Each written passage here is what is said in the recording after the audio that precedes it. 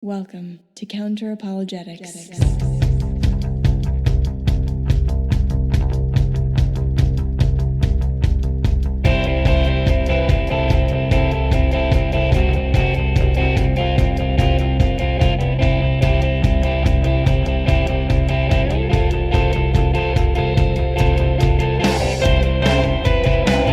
Welcome to Counter-Apologetics. I'm your host, Emerson Green, and today we'll be discussing Western and Judeo-Christian values.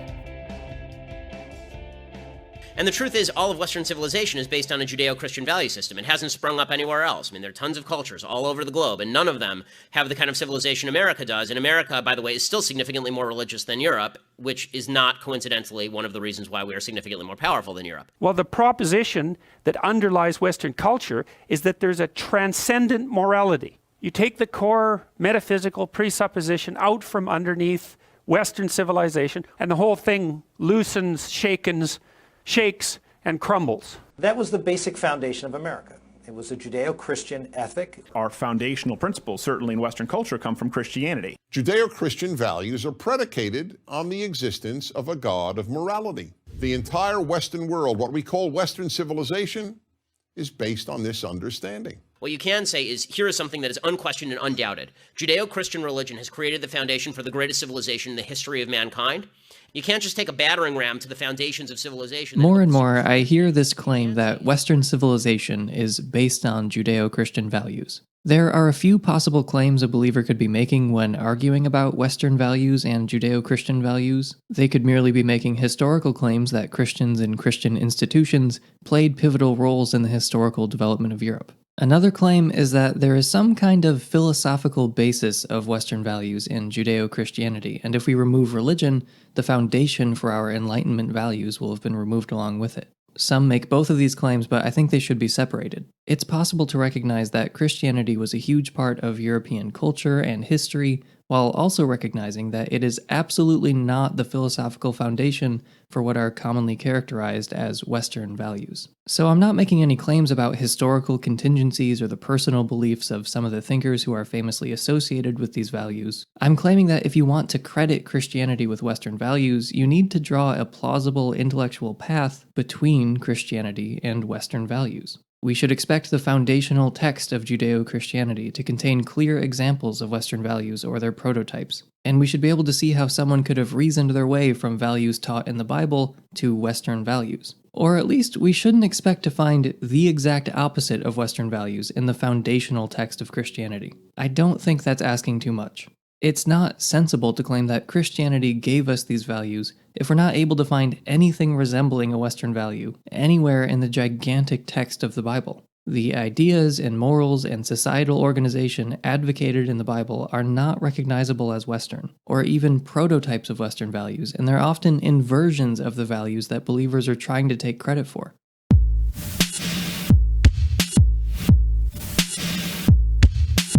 Democracy is a hallmark of Western civilization and is one of our core political values. But in the Bible, democracy is never extolled or even articulated. Instead, there are endless stories of theocratic, authoritarian rule and the divine right of kings. Thomas Paine, a founding father who despised Christianity, inveighed against the divine right of kings in favor of democracy, arguing that a hereditary ruler makes about as much sense as a hereditary mathematician. However, the Judeo-Christian justification for divine right of kings is found in the books of 1 Samuel, Daniel, and Romans. In 1 Samuel, when King Saul wanted to kill David, David wouldn't raise a hand against him because Saul was the Lord's anointed. In the book of Daniel, it says, "It is God who changes the times and the epochs. He removes kings and he establishes kings." But Romans 13 says it most clearly. Every person is to be in subjection to the governing authorities, for there is no authority except from God, and those which exist are established by God. Therefore, whoever resists authority has opposed the ordinance of God, and they who have opposed will receive condemnation upon themselves.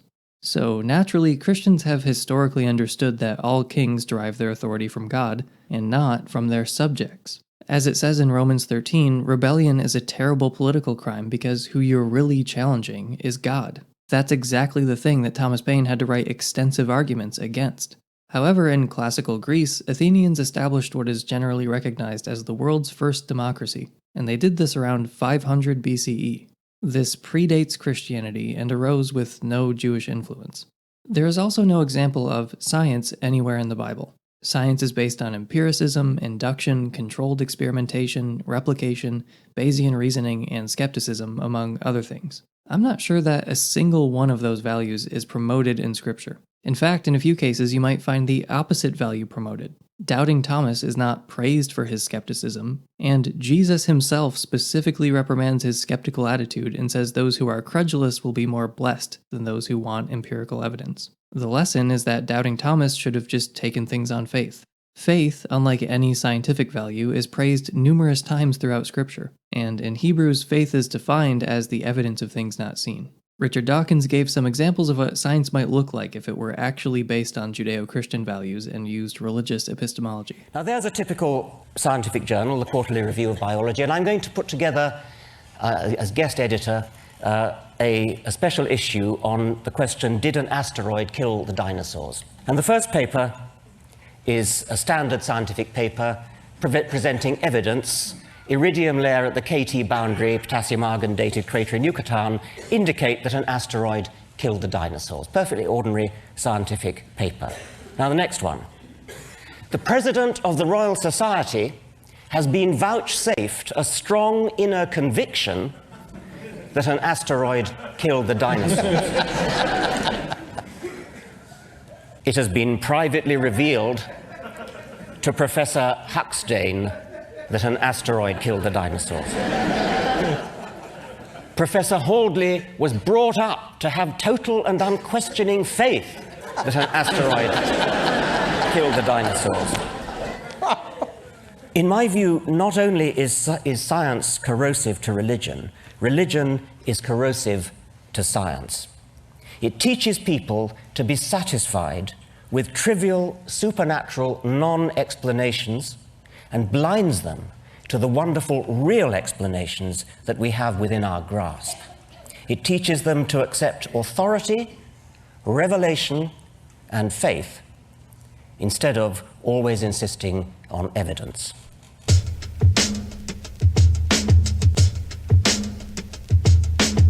What about freedom of speech?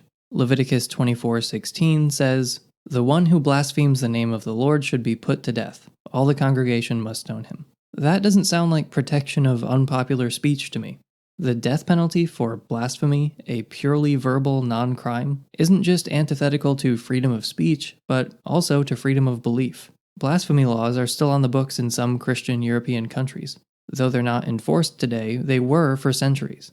The Catholic Church is one of the most prolific book-burning and book-banning institutions in the history of civilization, which doesn't exactly suggest to me that they were champions of freedom of thought, freedom of belief, or freedom of expression. In Christian Europe, heretics were burned at the stake for the slightest diversion from the doctrines deemed acceptable by the local authorities.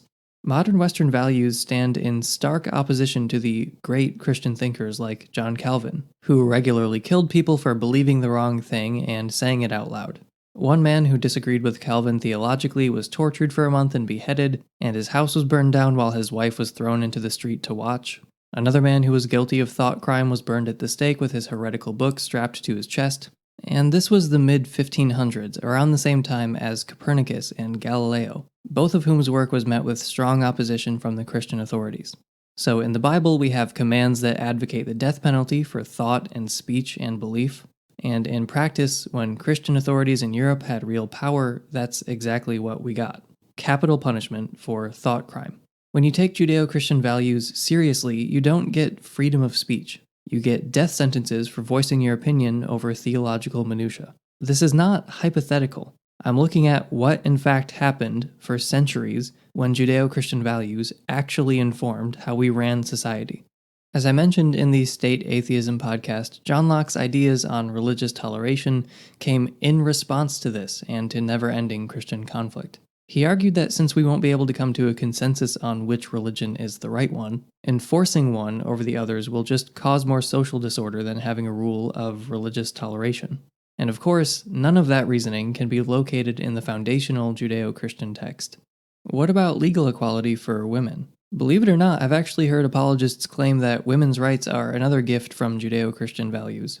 In the New Testament, women are forbidden from holding authority over a man, told to be silent in church, and instructed to be obedient and submissive to their husbands. And the same Greek word for submissive that was used in Colossians appears also in Titus in Paul's exhortation for slaves to be submissive to their masters. In the Old Testament, men and women are subject to different rules, and the laws for women are far more stringent and controlling. Women explicitly don't have legal equality because there are different laws for them. Women can be killed if they're suspected of having premarital sex. The 10th commandment forbids coveting property, which includes women in the same sentence as houses and oxen. If a woman was raped, she was forced to marry her rapist if the offender paid her father the correct amount, and on it goes.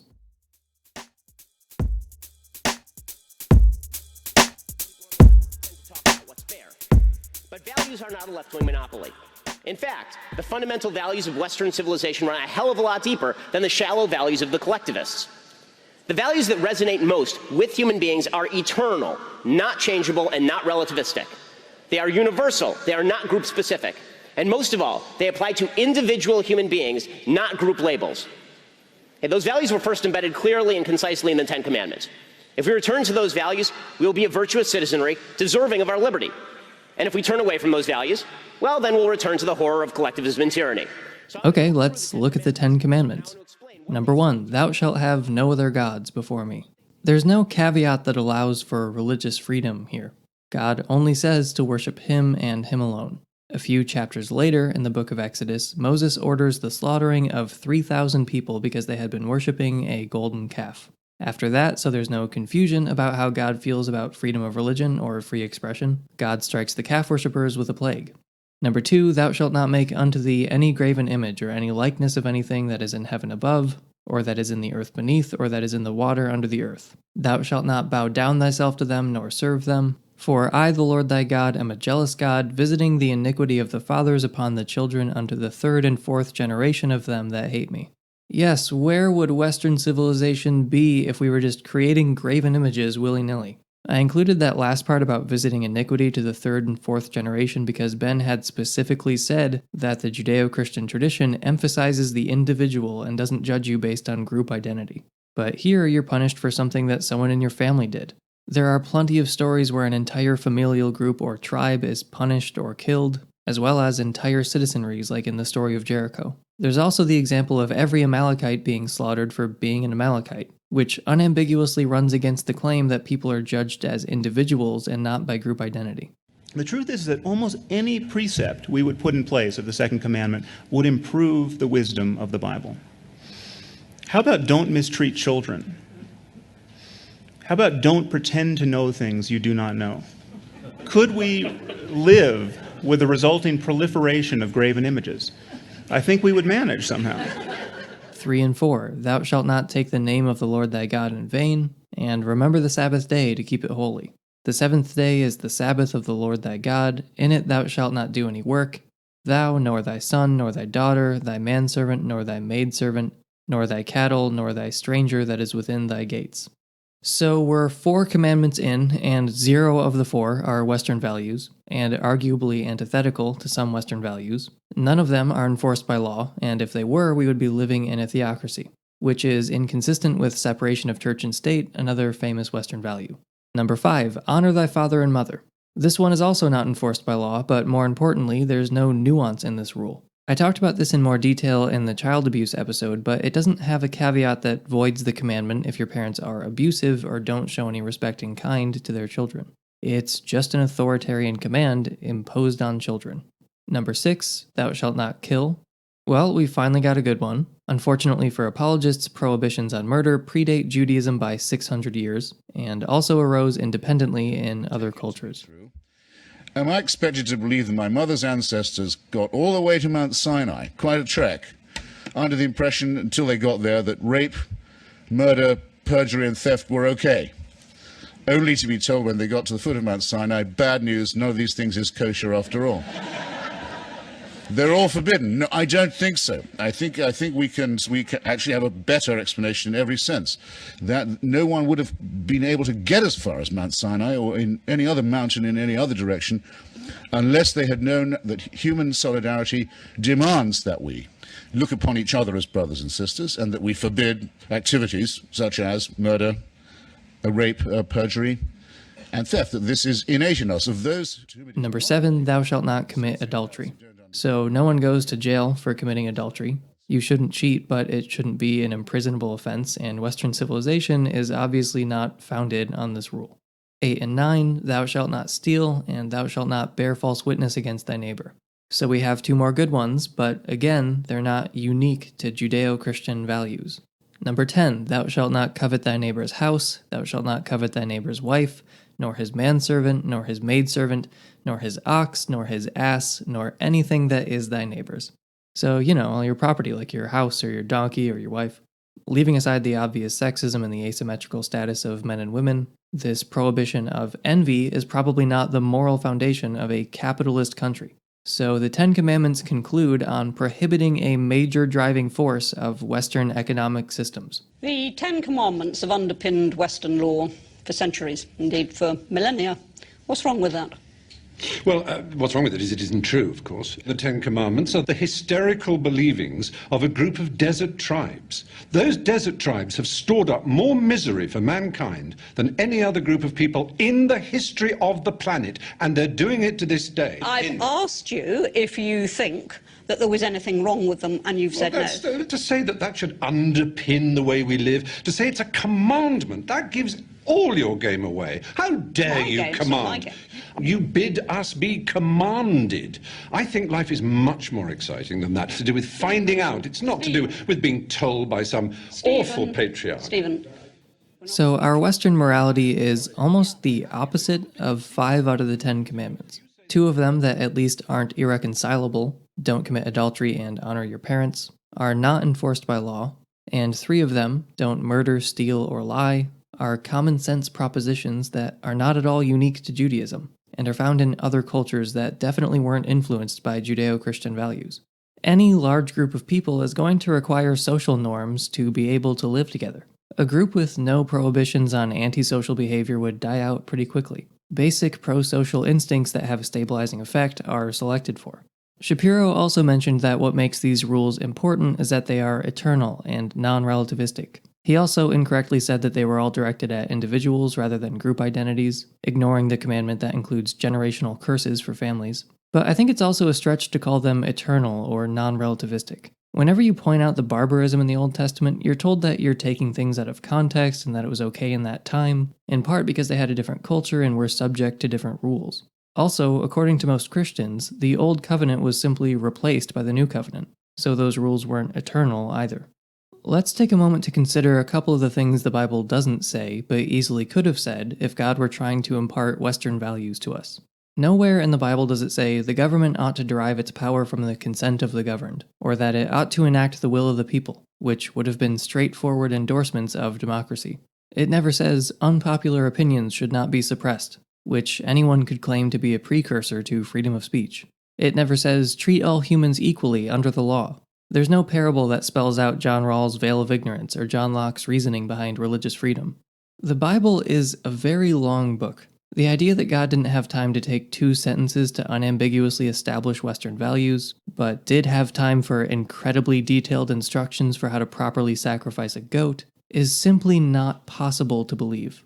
Western civilization is not based upon theocratic prohibitions on working certain days of the week or banning graven images.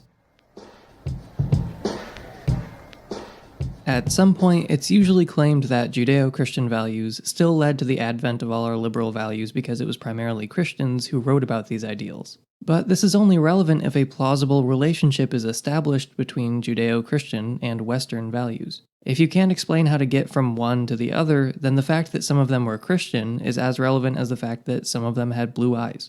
Just because a Christian thinks something doesn't mean that Christianity is responsible for whatever they thought.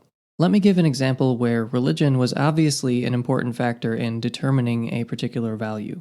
Hindus were the first, to my knowledge, to care about animal rights. In this case, their Hindu values did create their animal rights concerns. There's no question that played a causal role. But crucially, Hindu mythology does not need to be preserved or respected in order to have the value of caring about animal welfare. So even if we accept the idea that free speech and women's rights and religious freedom came from Judeo-Christian values, we don't have to respect Christianity to keep those liberal values any more than we would have to respect Hinduism in order to be vegetarians. But there are many other examples where it's not clear that the religion of the person in question deserves any credit in the first place. If a Muslim invents something, does that mean Islam automatically deserves the credit for that invention? Since Muslims arguably created modern algebra, are Islamic values responsible for algebra? Are we living as if Islam is true when we do algebra? Am I allowed to say that Jordan Peterson is acting out in Islamic metaphysics when he solves for X? Most people wouldn't have any issue seeing the flaw in the logic of a Muslim invented a thing, therefore Islam gave us this thing. And yet we're supposed to find it compelling that Christians, who had no choice but to be Christian, articulated Western values centuries after the religion began. I bring up the examples of animal rights from Hinduism and algebra from Islam to establish that whether or not the claim of religious inspiration is valid is dependent on the specific example. The animal welfare concerns of Hindus do find their philosophical origins in Hinduism. Deriving algebra from the teachings of the Quran makes about as much sense as deriving freedom of speech from blasphemy laws. I wonder if any Jews or Christians would find it compelling if Muslims legitimately tried to say that algebra is a product of Islamic values. The thing is, that is actually more defensible than claiming Western liberal Enlightenment values are the product of the Judeo-Christian tradition. Think of the claim that Judeo-Christian values created freedom of belief and religious tolerance. Now think of the golden calf story, where people are slaughtered for worshipping a different god, and then Yahweh smites them with a plague. The equivalent of that would be Muslims trying to give Islamic values credit for algebra if there were a story in the Quran about Muhammad killing someone for doing math, and then Allah smiting mathematicians with a plague. If Muhammad slaughtered mathematicians and Muslims taught that story to children and then tried to say that Islamic values are responsible for progress in mathematics, that would be on the same level as Ben's claims. You can't just point out that some of the Enlightenment thinkers were Christian. Many of them weren't, first of all, but you'll have to do more than point out a correlation between Christian societies and Western values. This is easier said than done, and not just for the reasons I've been harping on so far. Any broad social phenomenon is almost certainly going to be the result of multiple interacting causes. Merely pointing out that Europe and its former colonies have historically had Christian cultures is not extraordinary evidence. I don't think any reasonable social scientist would make such a grand, sweeping assertion on such flimsy evidence. It's at best a hypothesis, and many supporters of this hypothesis just make the assertion and leave it at that. Jonah Goldberg, a famous conservative, recently wrote a book where he explicitly acknowledges that no one really knows why the West gained global dominance, or why Western societies turned out wealthier. He goes on to make arguments in support of the value of the West and that we should preserve it even if we don't know exactly what caused it. But my point is just that honest conservatives will admit that we don't really know why things turned out this way. Dishonest conservatives will pretend to know with absolute certainty what caused our current situation. And the truth is, all of Western civilization is based on a Judeo-Christian value system. It hasn't sprung up anywhere else. I mean, there are tons of cultures all over the globe, and none of them have the kind of civilization America does. And America, by the way, is still significantly more religious than Europe, which is not coincidentally one of the reasons why we are significantly more powerful than Europe. The most religious countries in the world are lower on indicators of health and happiness, and this is true even when you only look at Christian countries. The US does stand alone in the developed world in its religiosity, and some have claimed that this is the secret to its economic and military dominance. Of course, our military dominance doesn't at all translate to a happier or healthier population, which is borne out in study after study. When you take Western democracies and measure their rates of religiosity and their societal health, what you find is that there is an inverse correlation between societal health and rates of religiosity, belief in God, belief in an afterlife, and biblical literalism. The less religious Western democracies are better when it comes to rates of homicide, suicide, STDs, teen births, divorce, corruption, incarceration, poverty, adjusted per capita income, wealth inequality, and life satisfaction. The United States stands out as a uniquely religious country, and also stands out for its uniquely awful performance by Western standards on all those measures of societal health. As the Western world becomes less religious, every measure of human well-being improves. Correlation doesn't equal causation. We don't know which direction the arrow of causality goes here, or if they're even related at all. But if religion was restraining our worst tendencies and was the glue that held society together, you would not predict that all measures of human well-being would be increasing as religion declines. There are also several deeply Christian countries spread out in the world where Western values are almost entirely absent. Countries in Central Africa like Zambia, Namibia, and Angola are all more Christian than the US, and they're not places I'm rushing to move to. Colombia, Ecuador, Peru, Bolivia, Paraguay, and Mexico are also more devoutly Christian than the US population. All these deeply Christian societies exist in the present day. But if we look at societies in the past, which were far more religious, they weren't exactly more stable or better places to live. We've made immense progress, and violence has radically declined, while life expectancy, literacy, and even IQ have been increasing. All the while, religion has been in decline. Ben also said that our excessive Christianity is the cause of our military strength. But I would happily trade our militaristic hegemony for healthcare or tuition-free college anytime. And besides, how exactly do you draw a connection between Judeo-Christian values and a quest for global military dominance? I guess many of the Jewish heroes of the Old Testament were essentially warlords who committed genocides, but I don't think it's something Jesus taught. I would also point out that the fact that any of us were born at this time and in this place is an accident of history. If you were born in the 10th or 11th century in the Middle East, the Islamic world was thriving and at the cutting edge of mathematics, science, and art, and Christian Europe was in the Dark Ages. The 11th century Muslim Ben Shapiro could have made the same exact argument for the superiority of Islamic values, especially since the Islamic Golden Age came a couple centuries after the advent of Islam, contrasted with the 1500-year delay between Christianity and the Renaissance and the Enlightenment. For the vast majority of its history, Christian society was not dominant and didn't produce anything we would recognize as a hallmark of the West. If Western values are a logical product of Judeo-Christian values, what took so long? Why did it take roughly 1500 years for Western values to begin to materialize if they're so obviously the result of the Christian worldview?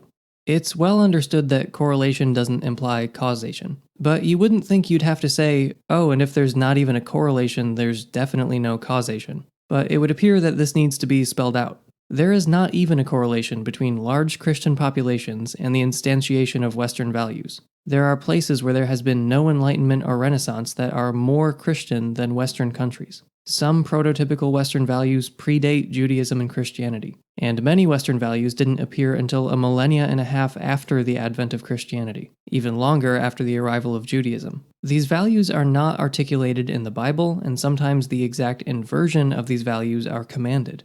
Prototypes of Western ideals were clearly and unambiguously established in ancient Greece, where they first articulated democratic values, arguably created science and philosophy, worked out mathematics that's still taught in school today, figured out that the world was made of atoms, discovered that the Earth was roughly a sphere, created moral philosophy that is still relevant now and far more interesting than any moral philosophy contained in the Bible, and many Greek thinkers even figured out that there were no gods and that nature is governed by impersonal natural laws.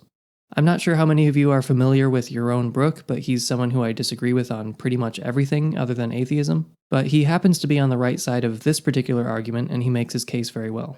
Like God tells Abraham, go kill your son. And Abraham says, okay, off I go. Right? No questioning, no rebellion. And this is why he's a hero, right? Why is he a hero? Because he didn't doubt. God told him to kill his son, so he went. What kind of God is that? What values does that teach you? You know what value it teaches you? Obedience. Now, obedience doesn't lead to freedom.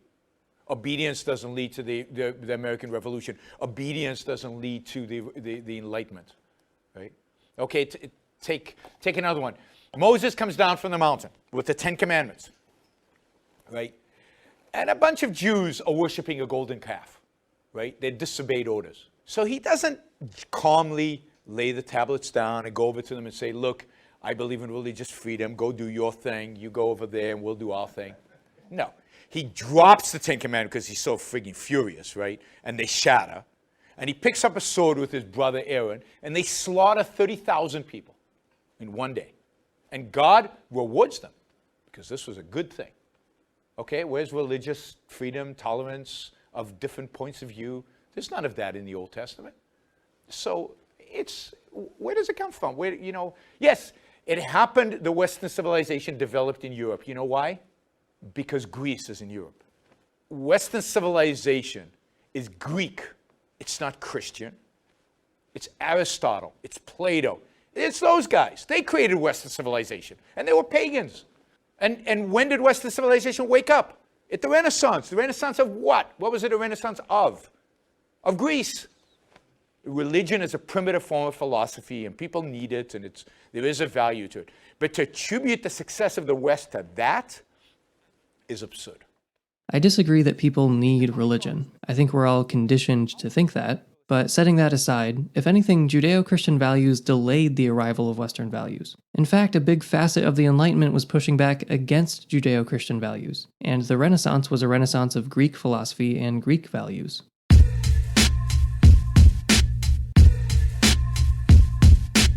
One of the more frustrating developments in this argument that's been cropping up is the unfalsifiable assertion that the only reason you think X is because of the Judeo-Christian culture that you grew up in. No matter what you say, they can always reply, you only care about that because of the unconscious influence of Judeo-Christian values.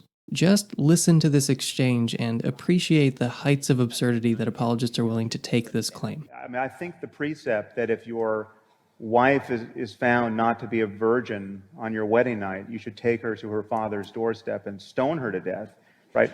That's just a bad idea. Right? We don't have to venerate that. Well, this is the part that I think that a simplistic understanding of how Revelation interacts with human behavior is. Wouldn't it be a better book if you could just take out that one passage? Okay, it would be better. So I think that you're number one.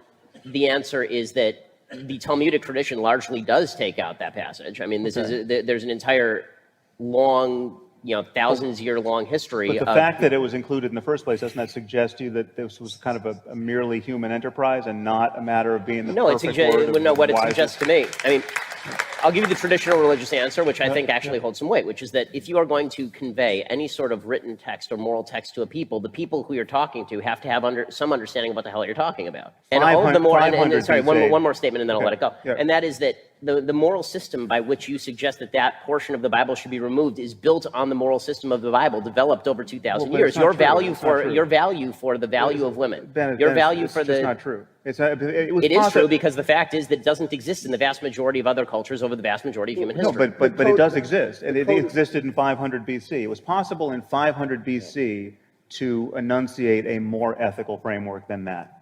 And that's why there was a development in the ethical framework. Well, no, but I mean, just the Buddha didn't say stone her on her father's doorstep. Now, the Buddha was no great promulgator of women's rights, but he wasn't that bad.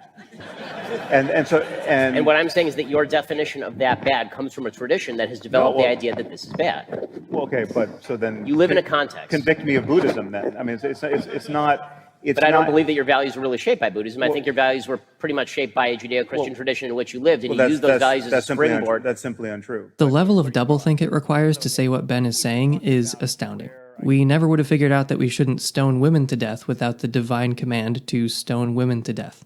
So please explain to me why murdering a girl in front of her dad because she's suspected of having premarital sex, or any of the other enlightening advice the Bible gives regarding women, eventually caused any of us to have concern for women's rights. Does he actually think that women's rights never would have materialized if it weren't for murderously backwards passages like this? And if he does mean that, was this really the only way or the best way to develop value for women or communicate those ideas? Ben is essentially asking us to believe that God is quite possibly the worst communicator of all time. And this is a point that I really want to emphasize. Most of this argument about Western values is predicated on God's utter inability to communicate his intentions in a way that will be understood, even by his most devoted followers. God usually can't be bothered to clearly explain what he meant.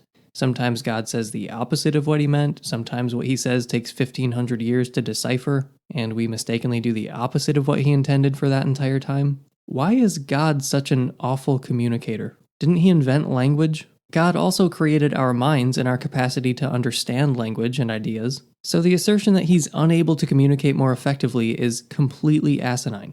Ben said something to the effect of, well, if God had just handed us modern Western values, we wouldn't have known what the hell he was talking about. But God created our natures and created our minds with the properties they have, and he could tweak them so we would understand. Also, the claim that I only care about something because of the unconscious influence of Judeo-Christianity is completely unfalsifiable. It's just an assertion supported with no evidence and in spite of evidence to the contrary.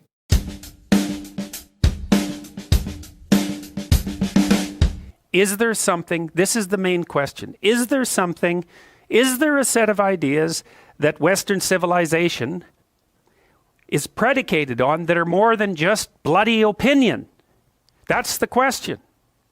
Because if there isn't, well then, what do you do about that? It's arbitrary. You're just holding it for no reason whatsoever.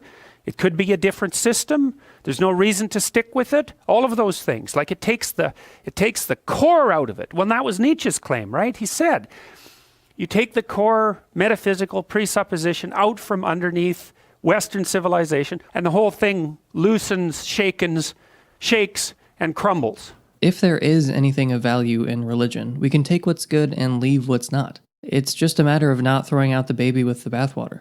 We already do the same thing in 100 other areas. We take astronomy without any of the astrology, we take chemistry without any of the alchemy, we take neuroscience without any of the phrenology, and by doing so we haven't removed the foundation or the core, we've simply moved past the historical predecessor. This is simply what it means to make progress. The whole point is to do what works and leave behind the stuff that's wrong and move on from there. Based on their merit, we keep some ideas and leave other things behind and blaze a new path forward. We can do what Richard Dawkins suggests and feel free to invoke Jesus or Paul the same we'd invoke Gandhi or Shakespeare. If meditating on whatsoever is true and beautiful is a good thing for us, its positive effects still exist without God telling us to do it. Even if religion did create Western values, we can just look at the beneficial consequences of having a democracy, or women's rights, or religious toleration, and let those values inform our laws. We're allowed to do that. If it's actually a good idea, it can stand on its own. If it actually works, it doesn't need to be enforced by a divine authority figure. Jordan asked if keeping our Western values is based on anything other than bloody opinion. Well, yes, the values that inform our laws and social organization are based on something. The consequences. Whether we keep Western values or not will be adjudicated by the consequences of keeping them or moving past them. He asked if there's no God, well, what do you do about that? You look at the consequences. He asked, is it arbitrary? No, the consequences are not arbitrary. He asked if it could be a different system. Well, maybe. It would depend if the foreseeable consequences of adopting the different system were more desirable. He claimed that leaving behind Judeo-Christian mythology removes the core of our Western values. And that's not true. First of all, because they didn't create Western values. But secondly, abandoning the primitive historical predecessor doesn't hollow out the object in question. Chemistry is actually better with no alchemy. And when it comes to something like values and societal organization, we judge their fitness solely on the utility of adopting them, and not whether they're commanded by a transcendent authority. If a transcendent authority commanded that we do something that had net negative consequences, we wouldn't do it. We would just ignore that transcendent authority. And I know this is true because we currently don't do 90% of the things Yahweh commands, because they're all pretty much bad ideas. And I say they're bad ideas based on the consequences of adopting them. I want to point out an irony of this discussion before moving on. Many, if not most, of the apologists who put forth this argument claim to despise postmodernism in all its forms. Postmodernism itself is a big subject and I can't cover all of it, but postmodern thinkers are well known for calling attention to the power of social conditioning. According to them, we don't have much of a human nature. We are essentially a blank slate that our culture fills in. Not only is our conception of morality a result of social conditioning, but so is the nature of the way we think. And to a postmodernist, they're pretty much the only ones who really see the true extent of this social conditioning, and how much it influences your values, what you believe is moral, how you determine truth, and how you think generally, how you process the world. All these things are nothing but the products of your historical and political environment, or in other words, your culture. What you believe is nothing but a product of the culture you were born into. I'm sure you're starting to see the irony here. Ben Shapiro and Jordan Peterson and the other proponents of Judeo-Christian conservatism who claim to hate postmodernism sound a lot like postmodernists in this regard. If you just rewind and listen to my brief description of this facet of postmodernist thought, literally every word applies to the apologists that we've heard from so far. The basis of the argument itself is that if it weren't for our cultural conditioning, we wouldn't think the things we think. They believe that humans are such blank slates that we might not think murder is wrong without being conditioned to think so by our culture. It should go without saying that this argument doesn't bear on the truth of religion at all. Judeo-Christian values could have caused the advent of Western values, and it wouldn't contribute in the slightest to the literal truth of religion. Even if I accepted the assertion in full and they were correct, it doesn't mean that God exists or Christianity is true. If you want to argue that, you still have all your work ahead of you. Of course, none of these ideas are even remotely hinted at in the Bible, and worse, ideas almost perfectly antithetical to Western values are found in the Bible and in the history of Christianity. But even if these apologists were correct, to argue that this bears on the truth of Christianity would just be an argument from the consequences. I see this entire subject as sort of a last-ditch attempt at rescuing religion in the modern era. We've really already won every possible argument. Think about the lines religious people have drawn throughout history and how all of them have been crossed. So they're looking for something good that can be attributed to religion, or some reason we still need it despite its not being true, and this is what they went with. Even some non-believers think that religion, though it's literally false, is sort of a useful fiction, which appears to be what Jordan Peterson believes. All I can do is open up the foundational Judeo-Christian text and see if there are any Western values in there. And if Western values did come from Judeo-Christian values, we should expect to see more or less clear articulation of these values, or at least not their exact opposite. It's true that many great Western thinkers have been Christians, but many of them also wore wigs, which is just as relevant until you establish some kind of causal link. Western values are not based on Judeo-Christian values. I don't see anything leading from Judeo-Christian values to the Bill of Rights or to Voltaire or Thomas Paine. I'm not pretending that religion wasn't a part of the history of our civilization. Things would definitely be different if it weren't for the rise of Christianity and the Roman Empire. I obviously can't say if they'd be better or worse, just different. We should treat Western and Judeo-Christian values like any others. Evaluate them on their merits. If whatever is being evaluated is actually a good idea, it can stand on its own. We don't need the mythology our society has traditionally believed in, because our mythology has almost nothing to do with the Western values Jews and Christians are trying to take credit for. I'm not saying mythology serves no function, or that Western values aren't important. Mythology can serve a function, and Western values do appear to make a society flourish. But Judeo-Christian mythology did not create Western values. In the opening of his essay on whether religion has contributed to civilization, Bertrand Russell said, quote, "My own view on religion is that of Lucretius. I regard it as a disease born of fear and as a source of untold misery to the human race. I cannot, however, deny that it has made some contributions to civilization. It helped in the early days to fix the calendar, and it caused Egyptian priests to chronicle eclipses with such care that in time they became able to predict them. These two services I am prepared to acknowledge, but I do not know of any others. It is possible that mankind is on the threshold of a golden age. But if so, it will be necessary first to slay the dragon that guards the door. And this dragon is religion."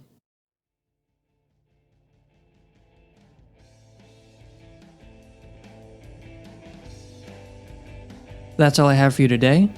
Bit of a longer episode today. This has been building up for a while now. Before I thank the patrons, I have a couple of announcements to make. Starting in a few weeks, I'll be releasing on a weekly basis. This is entirely because of patron support, which is allowing me to devote an entire day solely to the podcast. So starting in a few weeks, there will be a new episode every Sunday. So thanks to all my wonderful patrons who are supporting me and making it possible for me to create more content for everybody. I have new patrons to thank: Sean, Sarah, Eric Schnobelin, and Phil Stillwell. Thank you, Sean, Eric, and Sarah. And thanks to Phil Stillwell, who is not only a new member of the prestigious Patron Hall of Fame, but actually doubled the amount necessary. And with that, let me thank my new Patron Hall of Fame, Peach Machine, Jesta, and Phil Stillwell. And if you'd like to bask in the ineffable glory of becoming a patron, you can support this show on a per-episode basis at patreon.com/counter, where you can earn early access to every episode and access to bonus episodes. If you don't have the money to support on Patreon, but you still want to destroy Western civilization by being too reasonable, you can like us on Facebook, leave a 5-star review, or tell your friends about the podcast. Our theme music was written and performed by the band Whalers. The song is called Magic Tricks and was used with permission. Thank you for joining me today. I've been Emerson Green, and I'll see you next time.